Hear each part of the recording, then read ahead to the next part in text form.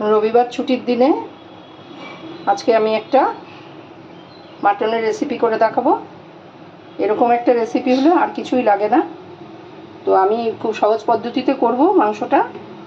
তো তার মধ্যে যা যা নিয়েছি, এর মধ্যে নিয়েছি পেঁয়াজ, একটা পেঁয়াজ, মাংসের মধ্যে দিয়েছি একটা পেঁয়াজ, দু কোয়া রসুন এখানে দেওয়া আছে।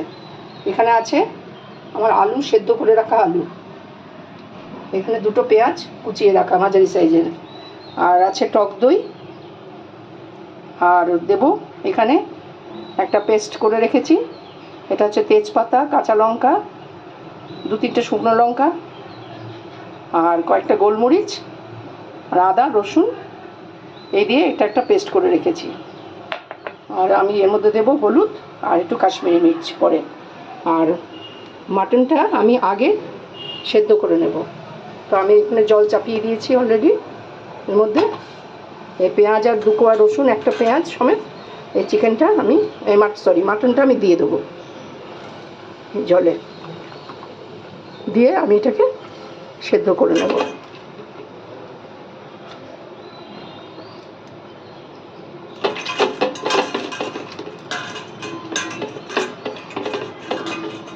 পরে আমি রান্নাটা তৈরি করবো, একটু অন্য পদ্ধতিতে করব, সেই জন্য আগে আমি এটা করে নিলাম। সাধারণত মাটনে আলু আমরা ভেজে দিই, কিন্তু এটা আমি ভেজে দেবো না।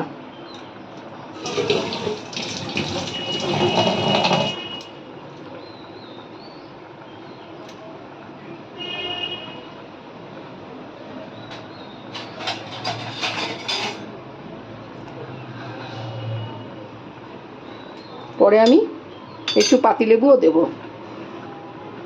লাস্টে আমি একটু পাতিলেবু দেব। তো এখন আমি মাটনটা এর মধ্যে আর কিছু দেব না, একটু সামান্য নুন দেব, সামান্য একটু হলুদ দেব, দিয়ে একটু এটাকে সেদ্ধ করে নেব।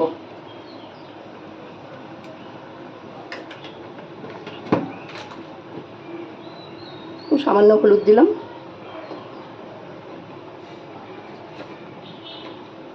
আর 1 চামচ নুন দিলাম। এখন এটা আমি সেদ্ধ করে নিচ্ছি। বন্ধুরা, আমার মাংসটা সেদ্ধ হয়ে গেছে, নামিয়ে রেখেছি। এখন আমি এর মধ্যে এই পেঁয়াজ কুচিটা তেলের মধ্যে দিয়ে দিলাম, সরষের তেল দিয়েছি, দিয়ে পেঁয়াজ কুচিটা দিয়ে পেঁয়াজটা ভেজে নেব।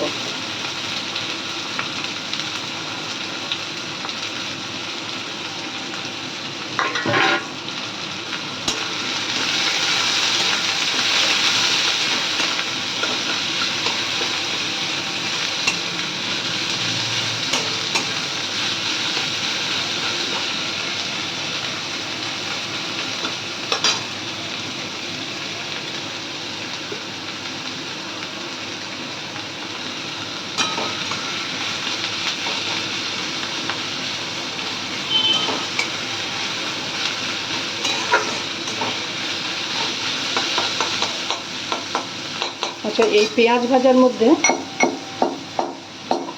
আমি এখন গরম মশলা থেতো করে রেখেছি, সেই থেতো করা গরম মশলাটা দেব। এতে সুগন্ধটা আরও বেশি হয়।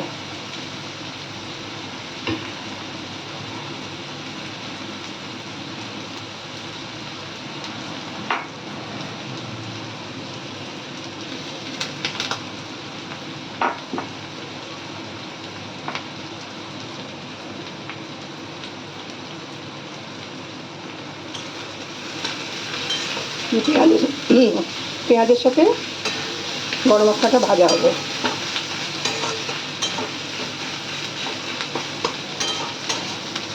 আজকে আমি একটু অন্য পদ্ধতিতে করছি, আর আমি সাধারণত মাটনে জিরা ধনে এগুলো দিই না, কারণ জিরা দিলে পরে যেন আমার বাড়ির কেউ পছন্দ করে না। জিরে দিলে পরে রান্নার যেন একটু অন্যরকম গন্ধ আসে, সেটা পছন্দ করে না, মনে হয় যেন মাছের ঝোলের মতন একটা গন্ধ। সেই জন্য রান্নাতে মাটনে আমি জিরা দেবো না।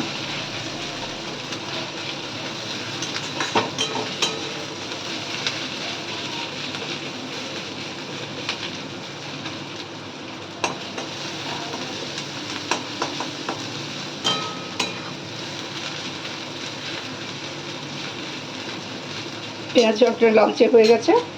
এখন আমি এই যে মশলার পেস্টটা ছিল তার মধ্যে একটু কাশ্মীরি মির্চ দিয়ে এটা এখন একটু কষিয়ে নেব। তারপরে আমি মাটনটা এর মধ্যে দেবো। আর এর মধ্যে আমি বেশি হলুদ দেবো না। আর এই মাটনের সেদ্ধর সময় যে একটা দিয়েছিলাম বা ওইটুকুনি, আমি আর হলুদ দেবো না। হলুদ ছাড়াই রান্নাটা করব, খেতে খুব সুস্বাদু হয়। আর তেজপাতাটা এর মধ্যে আমি পেস্ট করে দিয়েছি আদা রসুনের মধ্যে, এজন্য একটা সুন্দর একটা ফ্লেভার আসছে। এটা এইভাবে একটু দেখবেন, যখন করবেন তেজপাতাটাকে একটু পিষে দেবেন, তাহলে খুব ভালো হবে। আমি এটা কষিয়ে নিচ্ছি, তারপরে আমি মাটনটা দিয়ে দেবো। বন্ধুরা বন্ধুরা আমি এটা মশলাটা কষিয়ে মাংসটা দিয়ে আমি মাংসটা বেশ করে কষিয়ে নিলাম। সময়ের স্বল্পতার জন্য বেশি বড় হয়ে যাবে বলে আর কিছুই না, মাংসটা কষিয়ে নিলাম।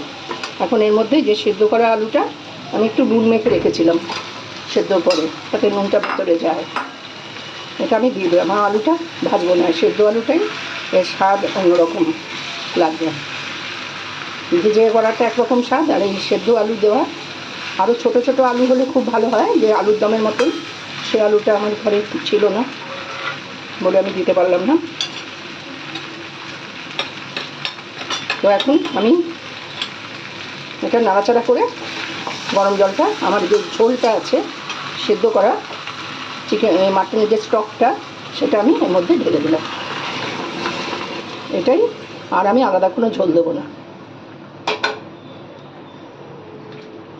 এবং এই যে স্টকটা আগে করে নিয়ে সেদ্ধ করে নিয়ে যে রান্নাটা, এই যে স্টকটা দেওয়া হচ্ছে, এই রান্নার স্বাদটা একদম অন্যরকম করে দেয়, খুব টেস্টি হয়। আর আমি একটু হালকার মধ্যে করব, গরম পড়েছে প্রচণ্ড, রিচ করব না। এরপরে আমি একটু এই দই আছে ফেটানো, একটু দইটাকে ফেটিয়ে, 2 চামচ দই আছে, আমি দইটাকে ফেটিয়ে এর মধ্যে দিয়ে দেবো।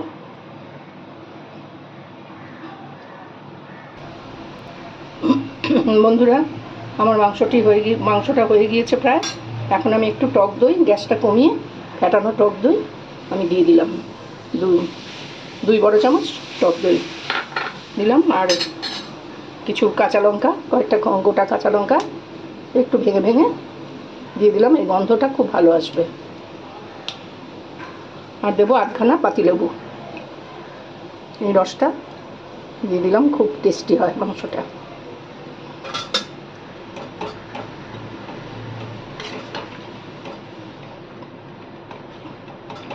আর দই দেওয়ার সময় সবসময় গ্যাসটা কমিয়ে দিতে হয়, নাহলে দই ফেটে যাওয়ার চান্স থাকে। আমার রান্নাটি হয়ে গেছে, এখন আমি নামিয়ে দেব। গ্যাস বন্ধ করে দিচ্ছি। আমি রান্নাটা এখন সার্ভ করব, আমি তুলে নিলাম। তো বন্ধুরা দেখুন কি সুন্দর একটা কালার হয়েছে, কিন্তু এটা হলুদ ছাড়াই এত সুন্দর একটা কালার হয়েছে। এটার মধ্যে হলুদ কম দিলেই এটা রান্নাটার টেস্টটা বেশি ভালো হয়। হালকা পাতলা ঝোল, আপনারা ঠিক এই পদ্ধতিতে একবার করে দেখবেন, খুবই ভালো লাগে। তো সবাই, আর গরমের দিনে এখন তো একদম খাওয়া যাচ্ছে না, কোনো রিচ খেতেও ভালো লাগে না। তো সানডে বলে আজকে হয়েছে, কিন্তু খুব হালকা। তো আপনারা সবাই ভালো থাকবেন, সুস্থ থাকবেন। আজকে আমি এখানে শেষ করছি। সবাই নমস্কার নেবেন।